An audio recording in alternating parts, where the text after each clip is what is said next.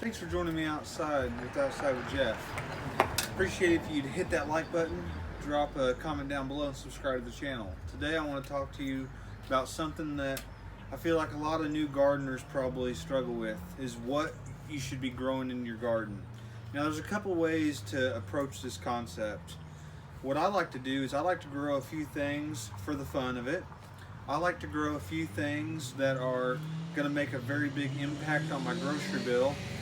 I also like to grow some perennial fruits that we just enjoy, but the taste is so much better whenever you grow them yourself. Now, there's lots of things that you can grow in the garden and that you can acquire locally at a fairly cheap price that it might not justify your garden space, especially depending on how much space you have in the garden.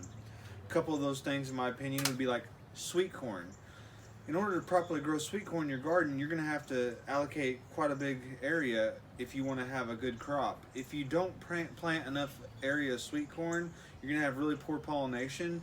Around our area, there's a lot of people who grow sweet corn in like half-acre sections, and you can just buy it off of them for $5-6 a dozen for some really good really good fresh sweet corn. So it doesn't justify the garden space in my own personal garden to grow a crop like that. However, a crop like mesclun salad mix or Swiss chard or fresh baby spinach, something that you're going to be able to get repeated harvests on, and it's really fresh, and I'm going to be able to grow that without spraying on it, so to be, basically organically grown.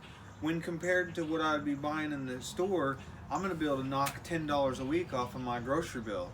So that's kind of it kind of helps with the budget quite a bit. Some other things I like to grow are unique items that you can't really find in the grocery store. Like this year I'm growing sweet meat winter squash, I'm growing Long Island cheese pumpkin, and I'm growing a blue bayou pumpkin. All these things are things that you can't find in your local stores. They're just not available, at least not in our areas. We have a lot of major grocery stores, and there's co-ops and other produce markets, but they don't carry novelty items like that. Another item that we like to grow is our sugar snap peas. We grow that because it's just utilizing space that would otherwise not be used for anything. It's just space that's along a chain link fence.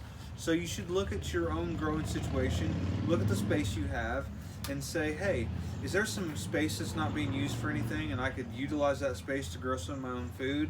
And then once you've realized what space you have, whether it be vertical growing up a fence or container garden, you obviously, when you have containers, you need to be a little bit more cautious of what you're picking and choosing to plant in those containers, or if you have an in-ground garden area or perhaps a raised bed situation.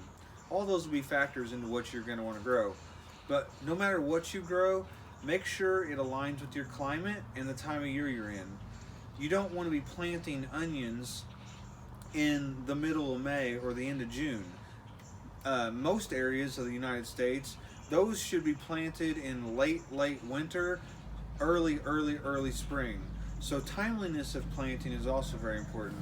That's something that a lot of new gardeners struggle with. They just don't know, they don't understand that the timeliness of when you're planting something is just as important as what you're actually planting and selecting the crop itself. So I feel this is going to be very informative to all the new gardeners out there. You want to be sure that you're getting something that's going to impact your grocery bill.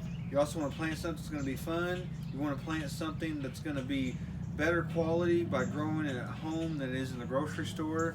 One of the examples I said was the sugar snap peas. The quality over what you're going to get fresh picked in your backyard is going to be so much better in the grocery store. The ones that are grown commercially, they make them get to maximum size before shipping them, and that's actually when they taste the worst. When they're at full size, they start to get fibrous, and that's just one example of a crop like that. Another example is tomatoes. They harvest the tomatoes before they're actually fully ripe. So a store-bought tomato, even a vine-ripened tomato in the store, is not going to be nearly as good as one raised in your backyard or in your containers. So definitely take flavor into a factor whenever you're figuring out what you want to grow. And I want you to embrace this as new gardeners, and I want you to do a lot of planning and forethought, and be sure to look up, find some cool varieties, find some stuff that's going to help you be successful. I like to, for crops that have a lot of disease pressure, like squash and tomatoes, which they can all have a lot of disease pressure, I tend to try to get varieties that have some natural disease resistance. You don't even necessarily have to get hybrids. There's a lot of heirloom varieties out there that have natural resistance to certain disease and pests. So you might as well put the probability of success on your side of things, and seed selection is going to be really important. So thanks for joining this little time on the porch with me, and I hope you have a great day. Thank you.